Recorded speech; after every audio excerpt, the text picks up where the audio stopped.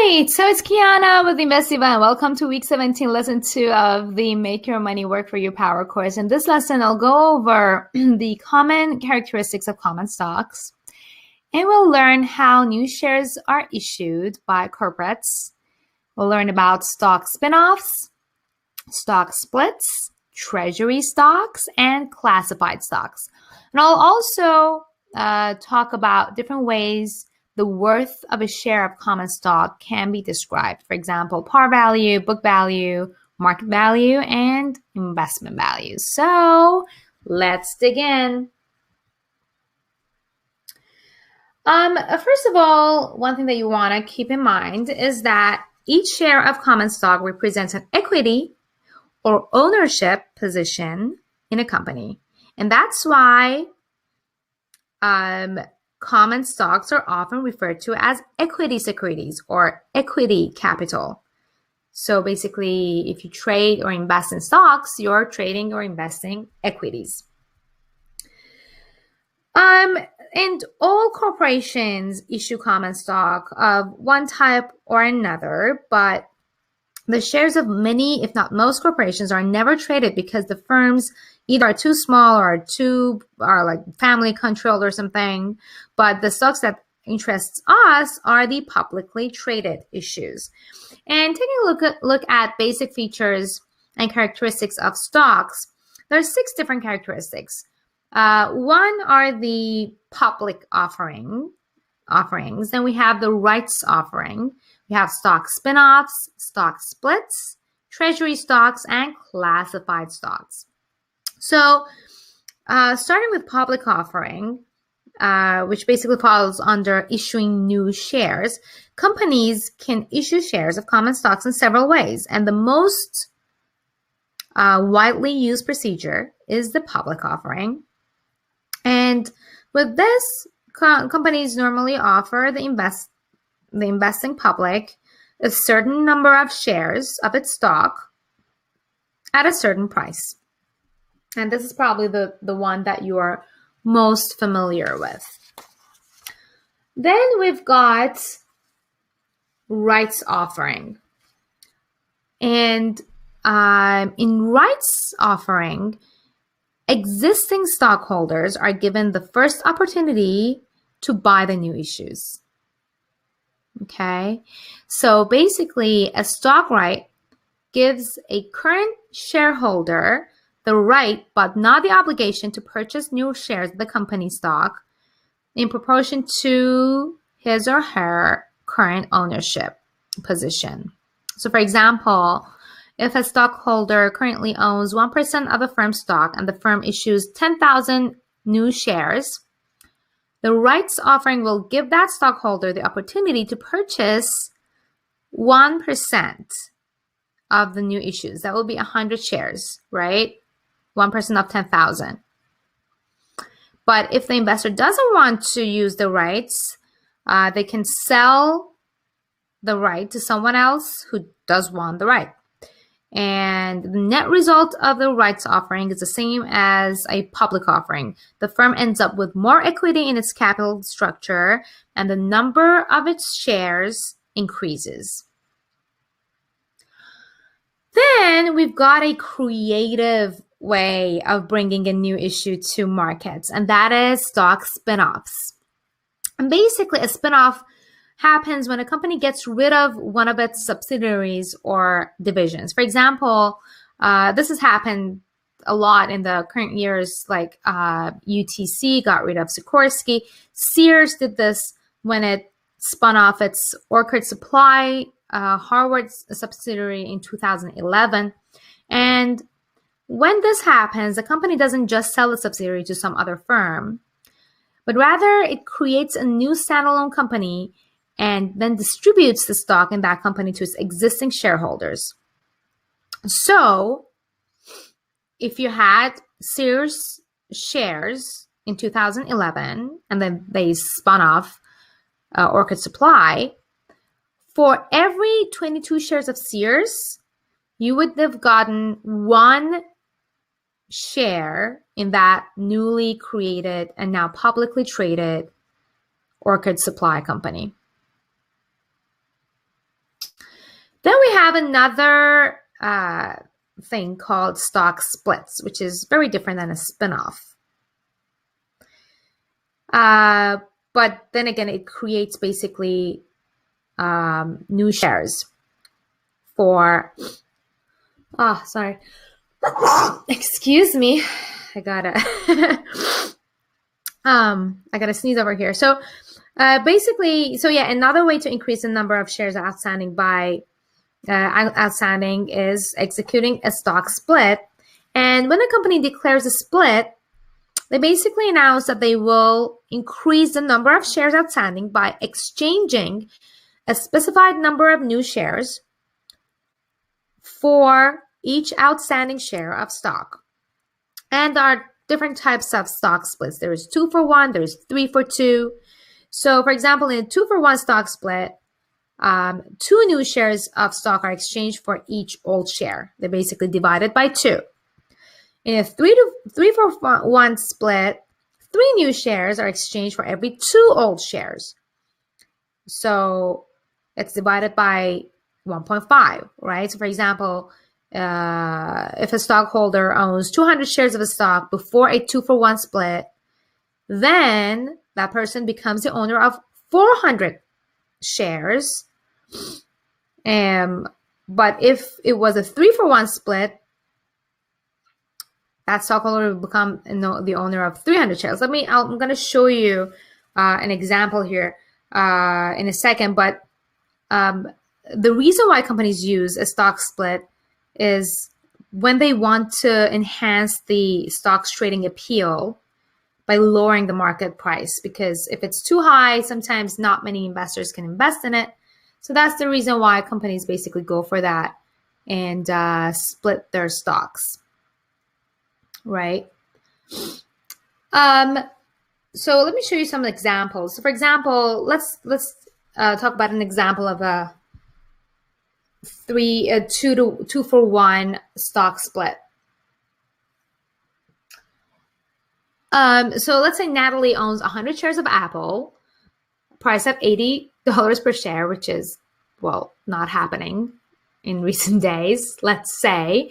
And then Apple decides to split their stock 2-for-1. So in that case, how many shares does Natalie have and what's the new stock price? Think about it for a second. All right. So the answer is that Natalie now owns 200 Apple shares worth $40 each. Why? Because we're going to divide the price of the shares by 2. It's a 2-for-1 stock split, and that's 40. And that's how the number of shares increased by 2 as well. 100 times 2 is 200. Another example is the 3-for-1 stock split. Let's say Mike owns 100 shares of Micron priced at $30 per share, and then the company splits their stock 3-for-1. How many shares does Mike have and what's the new stock price? Gonna give you a second to think about this. All right, so the answer is Mike now owns 150 shares of Micron at $20 each. Why? 30 divided by 3-for-1, which is 1.5, 3 divided by 2, right? So basically 30 divided by 1.5, it's $20.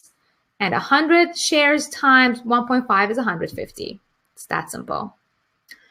Okay, again, so this is something that you need to know just in case something like this happens to the shares that you own. But of course, your broker will automatically do this calculation for you in case something like this happens.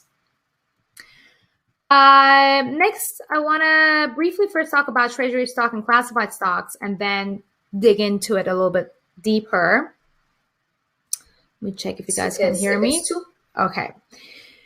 So treasury stock, the basic explanation for it is that shares of a stock that have been sold and then repurchased by the issuing firm, it's also called share buyback. And classified stocks is a stock by a company in different classes.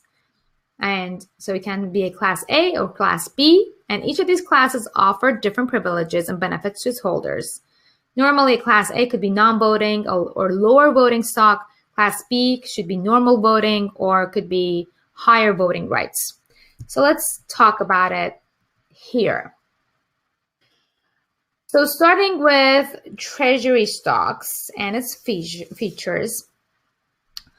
So that is basically, instead of increasing the number of outstanding shares, companies find it a better way to reduce the number of shares. And they do so by buying back their own stock. And so basically they repurchase their own stock when they view it as undervalued in the market price. So it's the contrary to stock split. Stock splits are when the stock is overvalued and it's too expensive. Treasury stock and buybacks happen when the company thinks is undervalued and it's too cheap. So they buy it themselves. And that is how the stock becomes more attractive investment for public. And they basically purchase their stock in an open market like any other person. And when they buy it, these shares become known as treasury stock. And treasury stocks are simply shares of stock that have been issued and then bought back by the firm. And they're kept by the corporation, or they can be used at a later date for different purposes. For example, they can be used to pay for mergers and acquisitions. They can be used to meet employee stock option plans. They can be used to pay stock dividends. Or if they don't have any use for it, they'll just hold it in the treasury for however long they want. So what is the impact of a treasury stock or a stock buyback? First, the short-term impact normally is positive, and meaning that the stock prices, when the rumor breaks out that the firm is having the intention to do a buyback or basically repurchase their own shares, the general market knee-jerk reaction is that the price value goes higher. The long-term impact is more complicated, and it literally depends on all the fundamentals or even technical analysis that we do on stocks.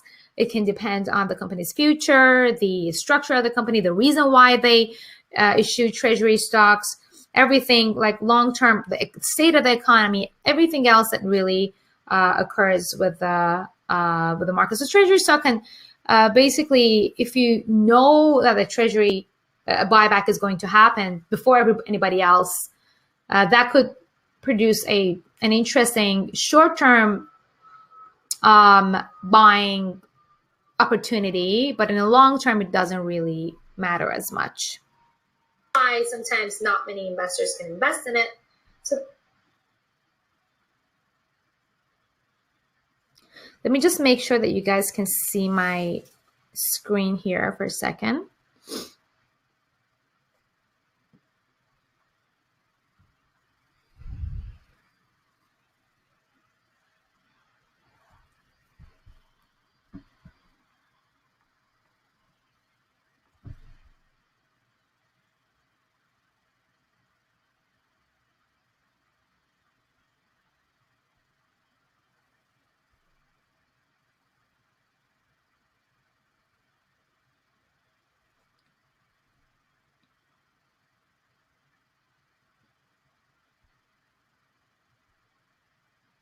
All right, looks like everything is okay. Next, we want to talk about classified common stocks. So, for the most part, all the stockholders in the corporation enjoy the same benefits of ownership. But sometimes a company will issue different classes of the common stock, and each of them entitle the holders to different privileges and benefits. And this is what's called a classified common stock. And a lot of publicly traded firms like Facebook and Alphabet, Google, they have created these kind of stocks. And so basically what happens is that they grant different voting rights to different groups of investors. For example, when Facebook conducted its 2012 IPO, it issued Class A and Class B shares. The Class A shares were available for purchase by the public, and they were entitled to vote to 1 vote per share. The Class B shares were held by Facebook CEO Mark Zuckerberg and other Facebook insiders, and they were entitled to 10 votes per share. And basically this ensured that Zuckerberg would have voting control of the company, even if Facebook issued many more Class A shares over time in the later subsequent stock offerings. But so another example is Ford family or Warren Buffett, who maintain an absolute voting control over their companies via classified common stock. But regardless of the specifics, whenever there is more than one class of common stock, you should really take the time and determine the privileges, the benefits, and limitations of each class. All right, so this is it for the common characteristics of stocks, of common stocks. Let's talk about let's briefly touch on stock values. All right, so there are 4 different ways to describe the worth of a share of a common stock. They include par value, book value, market value, and investment value. Starting with par value, it basically is the amount assigned to the stock when it is first issued. And it has nothing to do with its market price that you see in your broker's account. It represents the minimum value below which the corporate charter doesn't allow a company to sell their shares. And it kind of basically established a floor for the value of the stock. So that's why companies set the par values very low. So for example, Facebook, when they went public in 2012, their par value of their share was set at $0.000006. That's 5 zeros after the point. Okay. And this mainly is for accounting purposes and really nothing else. Then we have the book value, which is another accounting measure, and it is reported on the firm's balance sheet. Okay, and a balance sheet, just like a personal balance, is assets minus liabilities minus preferred stocks, right? So the stockholders' equity is just the difference between the value of the firm's assets and its liability minus the preferred stock. So that is what goes on the balance sheet. And the book value represents the amount of capital that the shareholders contributed to the firm when it initially sold the shares, as well as any profits that have been reinvested in that company over time. So let's say an AI company, an artificial intelligence company, lists assets worth $100 million on its balance sheet, along with $60 million in liabilities.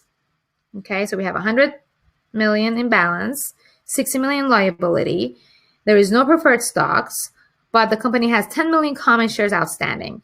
The book value of this company's equity is 40 million, 100 minus 60, or $4 per common share. Okay. So of that 40 million in the stockholders' equity, $30 were raised in the company's initial public offering of the common stock, and the other 10 million represents the profits that the company earned and reinvested in the business since its IPO. A little bit complicated, I know, but it's something that you might want to keep in mind, especially when you're listening to news and they talk about book value. Okay, but it's again another accounting measure.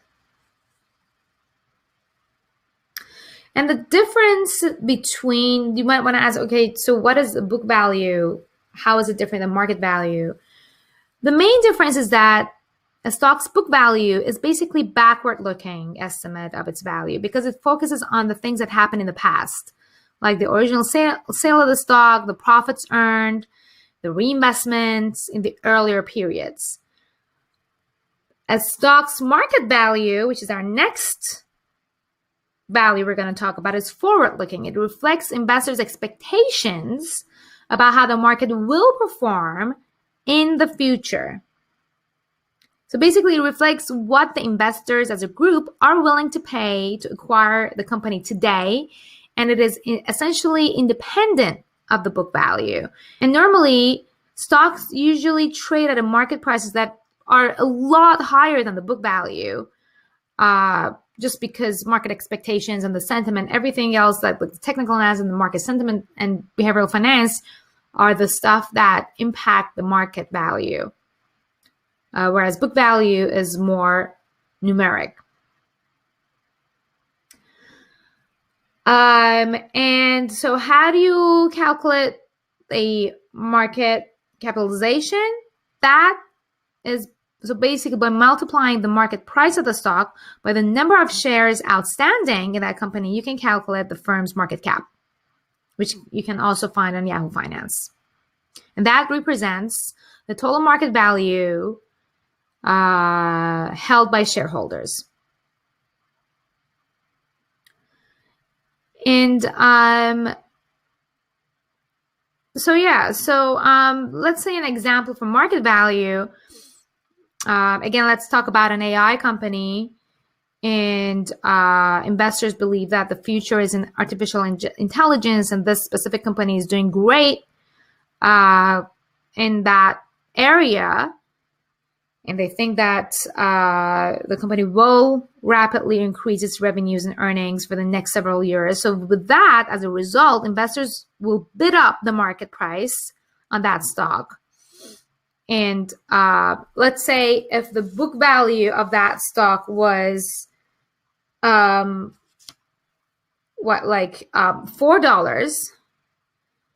they bid up the market price by 5 times to $20 per share. And if that company has 10 million common shares outstanding, the capitalization of it, the market cap would be 200 million compared to book value equity of just 40 million, which is the example we use for book value. All right.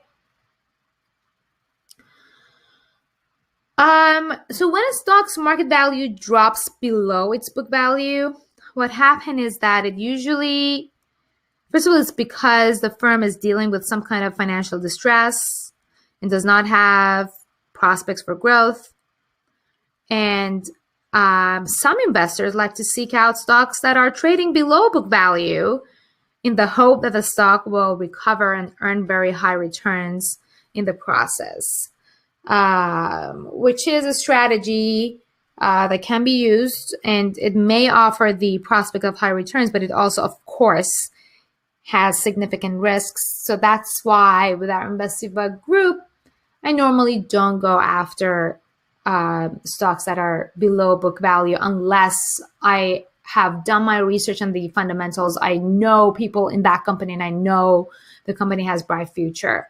So yeah, you have to keep that in mind if you want to take advantage of that kind of lower priced stocks. Last but not least, we have the investment value of a stock, which is probably the most important measure for a stockholder, and it indicates the worth investors place on a stock and what they think the stock should be trading for. And it is normally a very complex process based on expectations of the return and risk characteristics of the stock. And as we talked about before, any stock has 2 potential resources of return, which is dividend payment and the capital gains.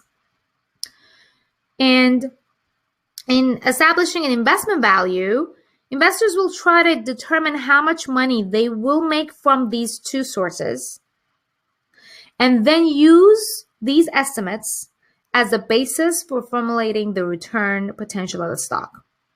And at the same time, they try to assess the amount of risk to which they will be exposed by holding the stock. And this kind of return and risk information help investors place an investment value on the stock. And this value represents the maximum price an investor should be willing to pay for the issue. And we will talk about this in future modules. In the next lesson of this module, though, we're going to be talking about dividends. So I'll see you in our next video.